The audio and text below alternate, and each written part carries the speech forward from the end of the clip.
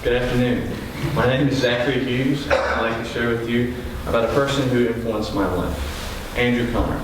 Andrew was the former youth pastor at First Baptist Church of Fairleigh, right across the street from the Pizza Hut by the fairgrounds. Now, when I first met Andrew, when I joined the youth group, I didn't think much about him. I thought he was a little weird, he was a little loud, eccentric, he never wore shoes, and he was always overly competitive with middle school and high school students. But as I got more involved with the youth group, and through his ministry and the way he pushed me to be better, and the way he helped me grow in my relationship with Christ, he became a close friend of mine and someone I could rely on.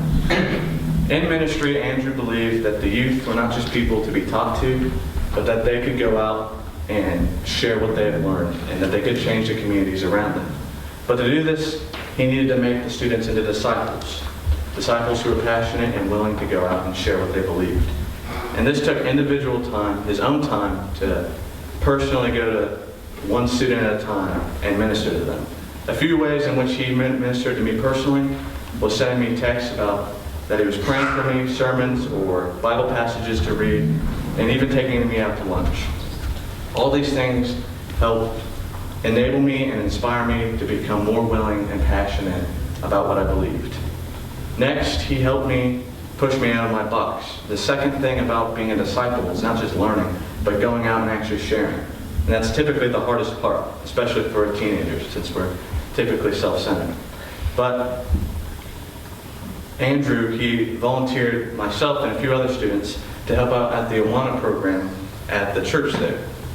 And I started out leading elementary level games until eventually, as I became a better student leader, I was kind of his right-hand man in leading a middle school group where I would lead a small group, lead the games by myself, and even do the message a couple of times. This helped make me into a better leader, a better servant, helped me understand my place in the church and how I can aid it, and just helped me to become a better disciple. But finally, and probably the most important thing that he's done for me, was he helped grow my relationship in Christ. I remember shortly after I joined the youth group, we went on a skiing trip. If you've ever been skiing before, you know the majority of the time is not spent shredding down the mountain at Mach 5 speeds. It's going up the mountain in a ski lift. Now, fun fact, there's only two ways to get off of a ski lift. You wait until you get to the top, or you jump off. So for most people, this is a time where they can relax, unless you're scared of heights, talk, just decompress. But for a pastor, this is the perfect time to minister to somebody. Because once again, there's only two ways up. So this is what he did with me. We were going up the mountain one time and he asked me this question. He asked me what my story was. And I was 12 at the time, so I said, I was born, raised in Florida. My dad went to seminary, became a pastor, and moved up here. But then he stopped me and said, that's more your dad's story, not yours.